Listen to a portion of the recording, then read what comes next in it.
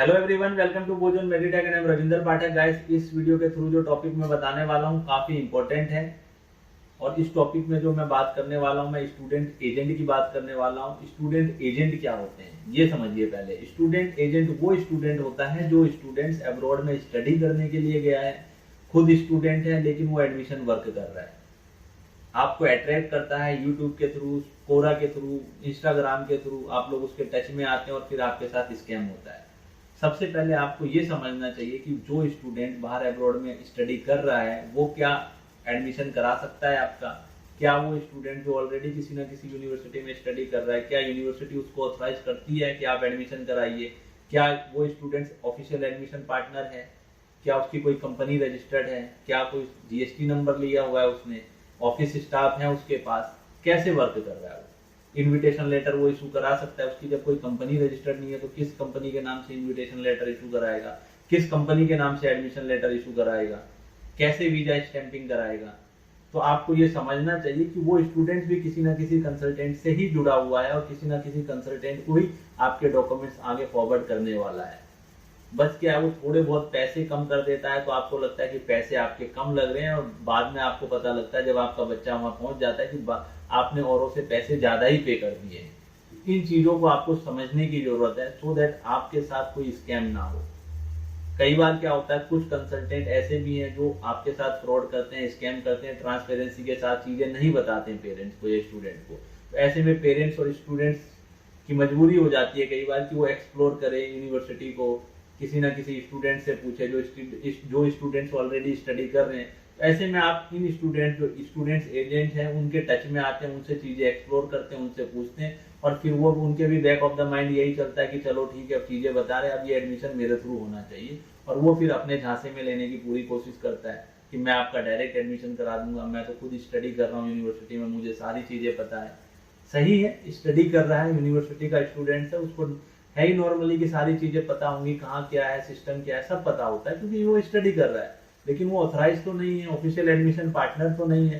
सोचिए आपने उसके थ्रू एडमिशन ले लिया, थोड़े बहुत पैसे अगर वो कम बता रहा है, बाद में जब बच्चा पहुंचा तो उसके साथ अलग ही चीजें हो रही है, वो किसी ग्रुप के साथ अप्लाई नहीं कर रहा है, बच्चे को यही नहीं पता है कि वो किस कंसल्टेंट के थ्रू जा रहा है, किस कंसल्टेंट से वो बिलोंग कर रहा है। बाद में जब वहां पहुंच जाता है तब वो अपने आप को ठगा फील करता है, सोचता है वो वाकई में उसके साथ स्कैम हो गया। तो सोचिए आपके बच्चे पे आपके क्या असर पड़ेगा जब आपको बाद में जाके सरप्राइज होंगी चीजें कि ये जिसके थ्रू मैंने एडमिशन लिया ये खुद एजेंट है, खुद इसने मेरे से इतने ज्यादा पैसे ले लिए। आज एक स्टूडेंट मेरे ऑफिस में आया, उसने मुझे चीजें बताई। लास्ट ईयर उसने यूक्रेन की यूनिवर्सिटी में ऐसे ही एक स्टूडेंट एजेंट के थ्रू एडमिशन लिया था। उसने भी ट्रस्ट किया था कि चलो स्टूडेंट है, पढ़ रहे हैं तो मेरी हेल्प कर देंगे। बाद में ऐसा कुछ नहीं हुआ, और बल्कि वो ना किसी ग्रुप के साथ गया, अकेला ही फ्लाई करके गया इंडिया से यूक्रेन तक। एयरपोर्ट भी वो कह रहा 8 घंटे से 10 घंटे उसको वेट करना पड़ेगा, कोई पिकअप करने नहीं आया। बाद में वो जैसे तैसे यूनिवर्सिटी पहुंचा, उसे यही नहीं पता था कि कौन सा हॉस्टल मिलेगा कौन सा नहीं मिलेगा। हॉस्टल भी $1200 का बता के उससे $1800 ले लिए गए थे। तो आप खुद समझिए, उसको बोल दिया गया था कि जितने भी डॉलर है फॉरेक्स कार्ड में अपलोड करा के लिया, और वहां जाने के बाद उससे कैश मांगा गया। अब वो फॉरेक्स कार्ड से कैश विड्रॉ कर रहा था, उसमें उसने पता नहीं कितने ज्यादा चार्जेस एक्स्ट्रा पे कर दिए। तो हमेशा ऐसा नहीं होता कि आप किसी स्टूडेंट के टच में और वो स्टूडेंट्स आपका एडमिशन करा रहा है और आपके साथ चीजें ठीक होंगी। आपको ये समझने की जरूरत है, कोई भी स्टूडेंट कभी ऑथराइज नहीं होता किसी यूनिवर्सिटी एंड से जो एडमिशन करा दे। वो आपके डॉक्यूमेंट्स आगे किसी ना किसी कंसल्टेंट को ही फॉरवर्ड कर। कोई स्टूडेंट सोचिए एडमिशन ले लिया, बच्चा बाहर चला गया, वो स्टूडेंट ने अपना फोन बंद कर दिया, कोई फेस ही नहीं है, किससे बात करेंगे आप। अगर आप किसी कंसल्टेंट के थ्रू एडमिशन ले रहे हैं, जैसे थोड़े पैसे ज्यादा देने पड़ रहा है, लेकिन आप एक ऑफिस को पता है कि अगर कल को कुछ हुआ तो उस ऑफिस पे जाके आप बात कर सकते हैं, उस कंसल्टेंट से पूछ सकते हैं, उसकी कंपनी रजिस्टर्ड है, उस पर आप लीगल एक्शन ले सकते हैं। तो इन सब चीजों को सोचने की जरूरत है, और ऐसे स्टूडेंट एजेंट से आपको बचने की जरूरत है। हर जगह लोग अच्छे हो सकते हैं, हर जगह लोग गलत हो सकते हैं, आपको ब्लाइंडली किसी पे ट्रस्ट नहीं करना। कंसल्टेंट भी अच्छे नहीं है, वो भी गलत करते हैं, स्कैम किया है उन्होंने। तभी आप लोगों को जरूरत पड़ती है कि आप किसी स्टूडेंट से पूछे, एक्सप्लोर करें चीजों को।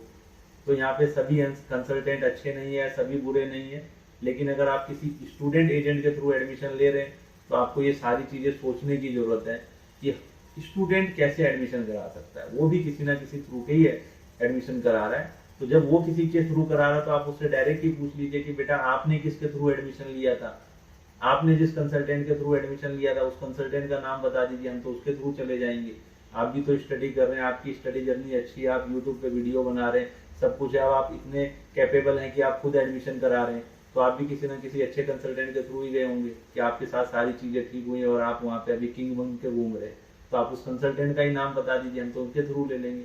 तो नहीं, वो खुद को ही अपने आप को रिप्रेजेंट करता है कि मैं ही डायरेक्ट एडमिशन करा रहा हूँ, जो कि गलत है। तो गाइस, ये जितनी भी बातें मैंने बताई आपको, आप लोगों के लिए अगर इन्फॉर्मेटिव हो तो वीडियो को ज़्यादा से ज़्यादा शेयर करें, सो दैट किसी बच्चे के साथ कुछ गलत ना हो।